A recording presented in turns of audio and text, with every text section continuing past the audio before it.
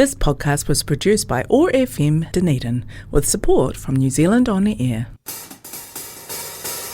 Well, hello there, lovely humans. Welcome and thanks for tuning in to the Sleep Lab Stories. I'm Liesl Mitchell, a person with narcolepsy and a fascination with sleep.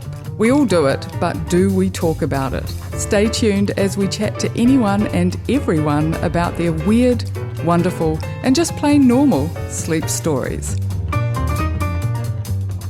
And welcome to you all. Thanks for being here. I want to ask, is sleep a priority for you? I mean, it's easy to say, of course it is, but when things get busy, how often does it get compromised? Looking forward to hearing from my guest today, and as a busy person, they may have some thoughts to be able to share with us on that. But for those of you who are just tuning in or jumping in for the first time, the Sleep Lab Stories are bringing sleep out of the dark, so to speak, and shining the light on all things sleep. My own interest in sleep started when I was diagnosed with a sleep condition called narcolepsy. I now run the Sleep Lab, a sleep coaching and education service. So let's get into the good stuff. I am really stoked to be introducing one of my fave people to you all. Dr Kerri Cleaver is Indigenous Kaitahu, Kāti Mamoe and Waitaha and a social work academic.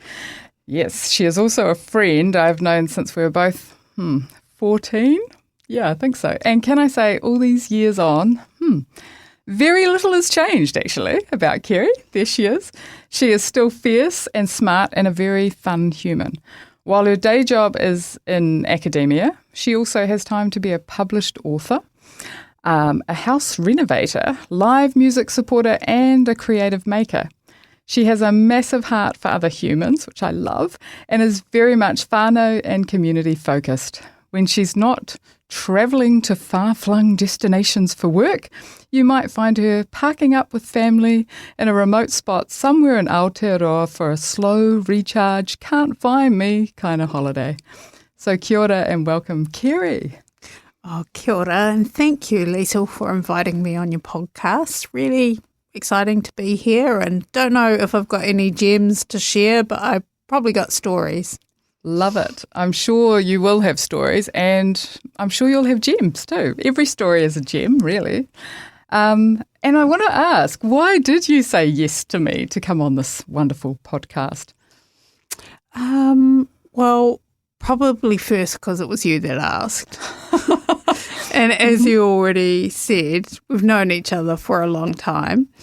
And you're one of my fave people too, so that's helpful. You know, when people ask you to do things, you have a priority list of agreeing or not agreeing. But also, I think that the kaupapa is really cool. The work that you're doing and thinking about sleep is really important. You know, I'm in my 50s. I think well-being is pretty important to think about, to live a long life. I plan to live to be 120. So, you know, got to look after my body, and sleep's part of that. Wow. I did let out a little wah in the middle of that. 120. Kerri, I hope I can be there with you. Yeah, it's still like it'll all come down to our sleep, I'm sure. That's impressive. I did mention in the intro there about prioritizing sleep. Can you share what happens, well, sort of what do you think happens to your sleep when you get busy? I've got to be really, really, really busy for it to impact my sleep, because sleeping is probably my favourite activity, or being in my bed is my favourite activity, in my pyjamas. So if I'm really, really busy, then it's going to interrupt that. If I've got meetings that don't happen very often, but sometimes they happen in the middle of the night because they're on an overseas schedule, that's going to interrupt my sleep. As I've gotten older and more in the last maybe 5 years, I've recognised that I need less sleep most of the time. So that's really helpful. I can wake up early and usually I'm done by the end of the day anyway, so I can prioritise going to sleep earlier. Yeah, it feels like the right time. Yeah. So do you think you're an early morning person then, or a night owl? I'm definitely not a night owl. I'm not naturally an early morning person either. But we wake up early, so if I'm really in need of sleep, then I'm not going to wake up, at our 6 o'clock morning start time, which isn't actually that early compared with other people. But I might shift that to 7. Yeah, I mean, this is just the thing. I do prioritise my sleep. I do love sleeping. That's great. I love hearing it when people really do love sleep, because not everybody does. And I think there's something about it feeling like an extra, or kind of a gotta do it, don't want to. And so when you love sleep, that makes it so much easier to make it important, which it is. Yeah, good to hear. Well, what I am interested in now is, and for anyone tuning in for the first time, we have some cards sitting in front of us here. We'll have to paint you a little word picture so you know what's going on. Some cards in front of us. Kerri's going to take a card. She doesn't know what's on the cards, but they are prompts for something to do with your sleep. And if she feels like answering the question or answering the prompt, she will. Otherwise, we might pull another card and see what happens. So, Kerri, over to you. Shall I read it out? Do. Phones in bed, your thoughts. Well, as I said before, bed is my favourite place. So, yes to phones in bed. I could see where this was going. I'm actually, I finished my PhD. For the 8 years I was doing my PhD, I didn't read books other than academic books. And since I've finished, I've really leant back into reading trashy, people of colour romance books. So that's my joy before bed. But my other thing is audiobooks. I love an audiobook. So the phone's kind of important for that, for listening to the audiobook. Do I like playing and scrolling till 10 o'clock at night on my phone? No. Do I sometimes play like a block game on my phone while listening to an audiobook? Yes. So, yeah, mixed. I mean, I don't do high-functioning things on my phone late at night, but or in the evening, but I also don't have any rules around what's allowed in the bedroom space and what's not. It's all about comfort in that room for me and the things that make me feel comfortable. That makes sense. I have a question regarding that. You've got kids. Did you have rules for them about phones when they were growing up? Well, they were at an age when they were really young that cell phones weren't actually a thing. So cell phones for kids became a thing when they were like teenagers. And I think at one period of time we tried to, enforce that turn your phone off at night time. But we just kind of let that slide, actually, because we were like, what are the things that we really need our kids to be doing and self-managing? And, I just think that kind of decision-making is going to be really varied between what the family demands are and also what your children are like and what you want for them and all of those. That's so diverse. Yeah. And it's not just a one-size-fits-all. It doesn't always work like that. Yeah. Interesting. Well, shall we pull another card? All right. I love it. 3 words that sum up your feelings about sleep. Peace. Because it's peaceful being asleep. Yes. 3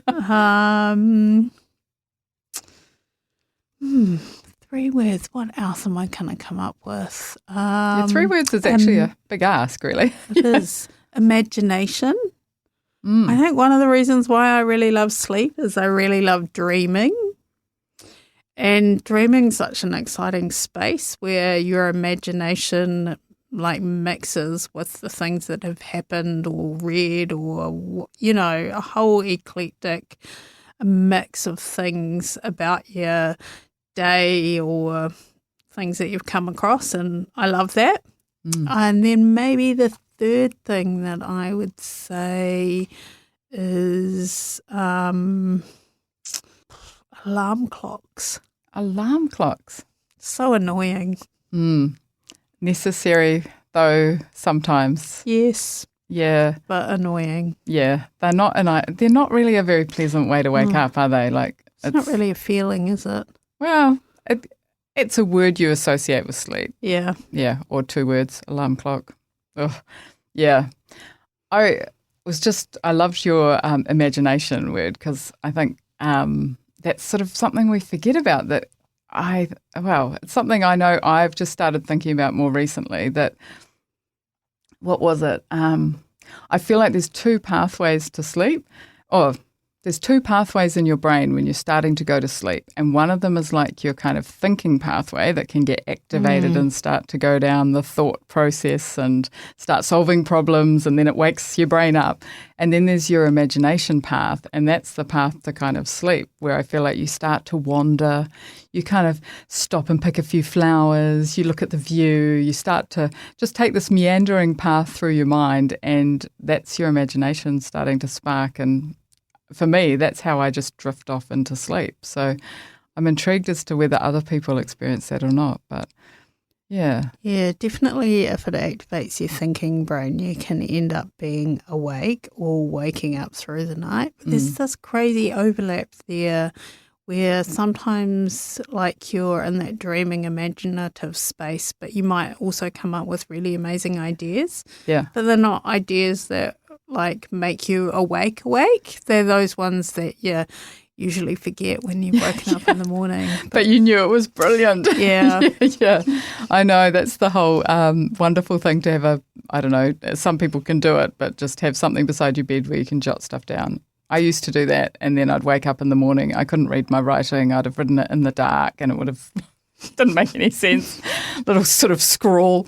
But yeah, that's when some of the best ideas appear, I think. Yeah. Oh, wow. I love hearing your thoughts. This is great. And I love that you love sleep. I'm really into that. I didn't know that about you either. So this is all learning.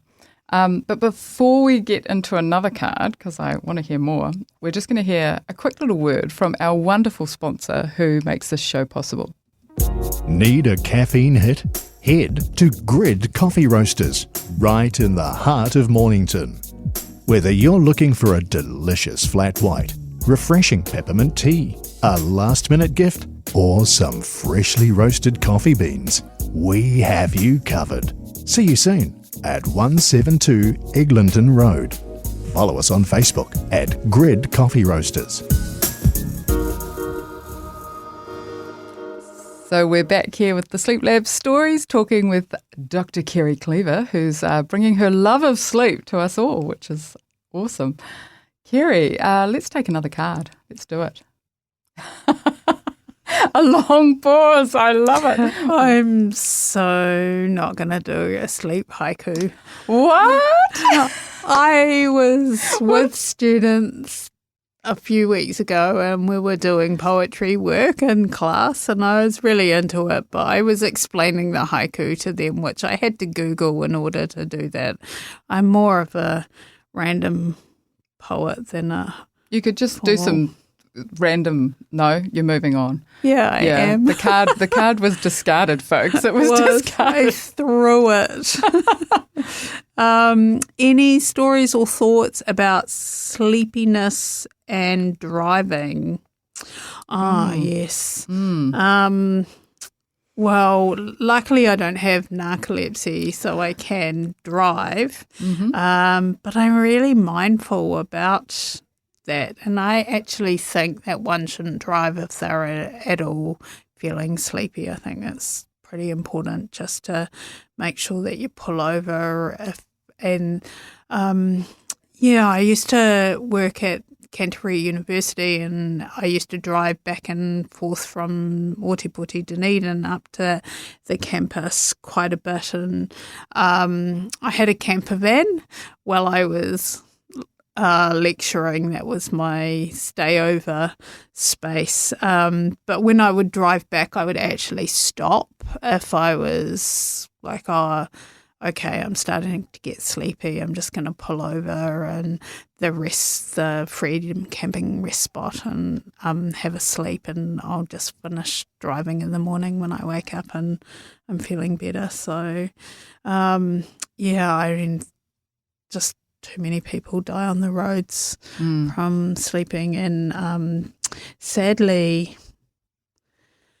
I think that's what happened. We will never fully know, but that's what happened to my oldest sister. Oh, wow. Yeah. Yeah, she was driving, and it was a really short distance, and the indications from the coroner's report was that she had fallen asleep at the wheel, missed the corner, and so I mean that's always in my head too. Like cars are dangerous, and then you just want to be in your best space possible for when you're driving. Absolutely, and I think you just close your eyes for a second or two, and you can think that's okay, but in a second or two, anything can happen. It's really quite scary. And devastation left behind. So that's right. Best not to be in that potential for devastation, not just for yourself, but other people on the road and your family and your friends. Yeah, absolutely. Yeah, no, really quite powerful words there,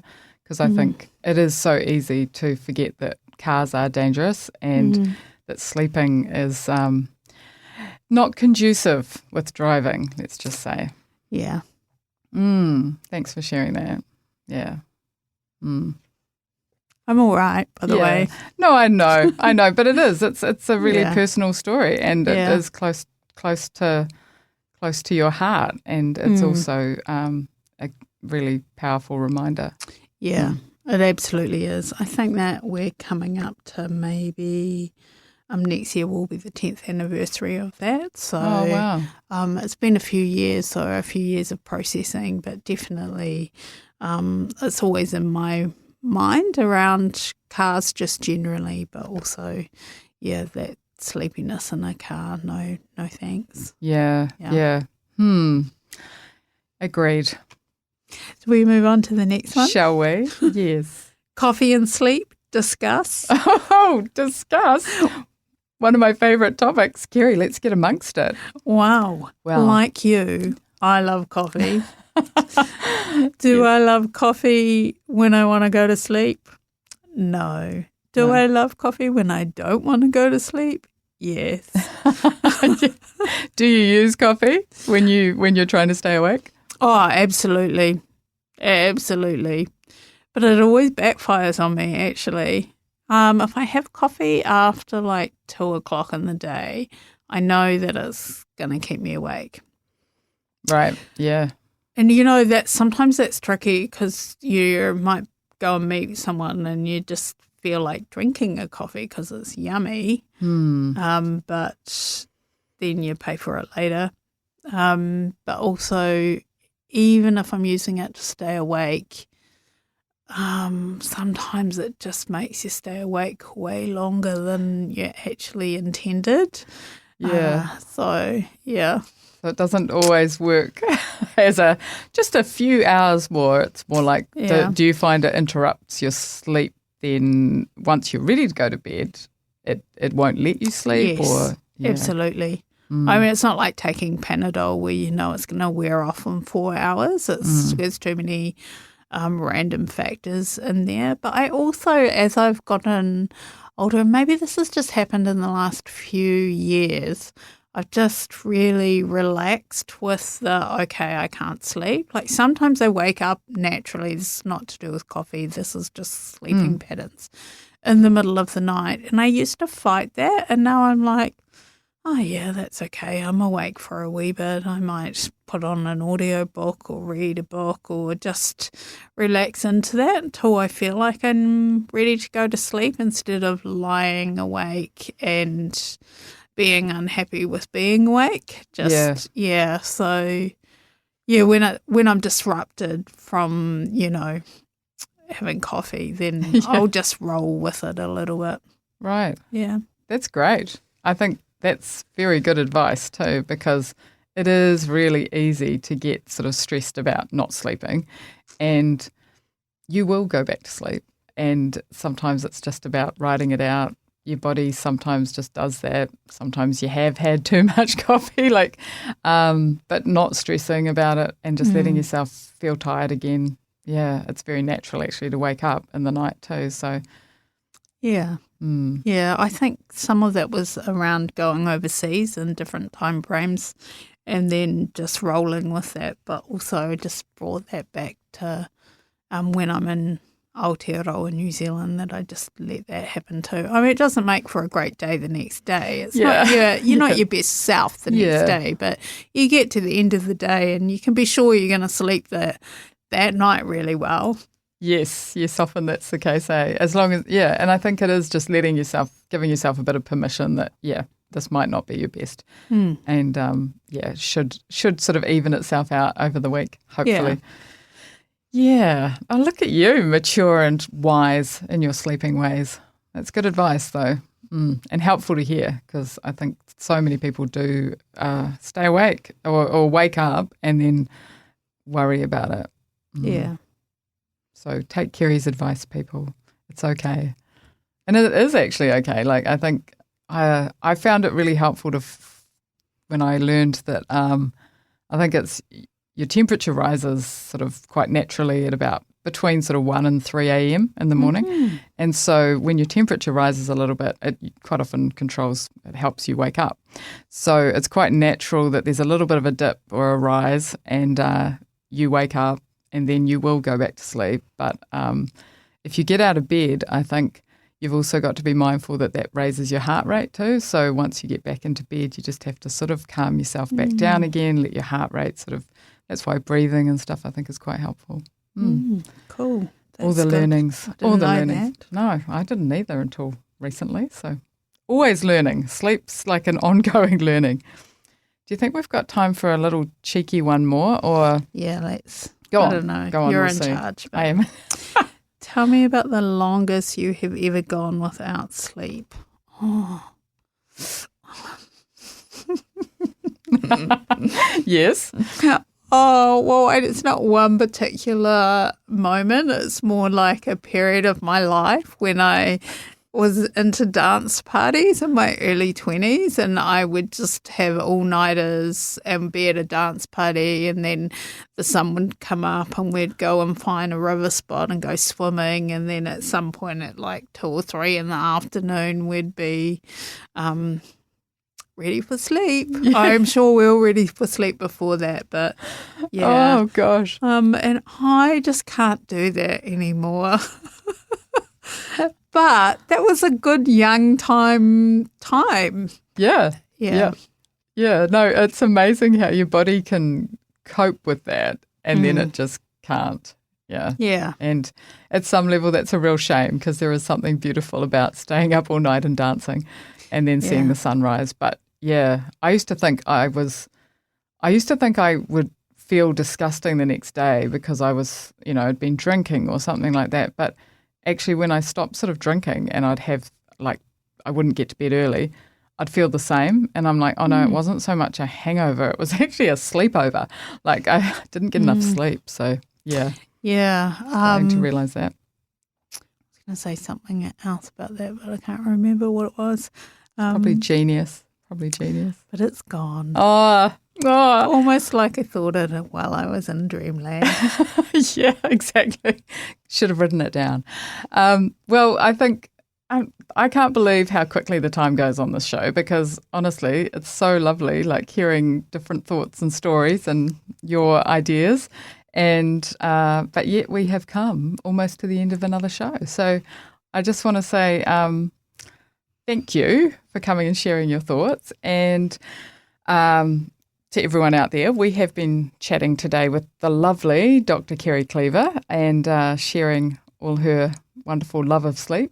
And so thank you, Kerri. What a treat to have you on the show. Oh, thanks for inviting me on, and looking forward to seeing who else is going to share their wisdom on your show, or randomness, whatever. Yeah. Well, yeah. I think everyone I talk to brings something new. So, yep, me too. Well, thanks, Kerri. And that's it, folks, for this time from this place with the lovely Sleep Lab stories. Thanks for listening to the Sleep Lab Stories. Big shout out to Grid Roasters, generous sponsors of this podcast and makers of great coffee. To the awesome OAR FM, thank you for making it all happen. Like and follow the Sleep Lab Stories at oar.org.nz and at all your fave podcast platforms. You can find me and the latest sleep info at thesleeplab.nz. Take care, sleep well, and catch you next time.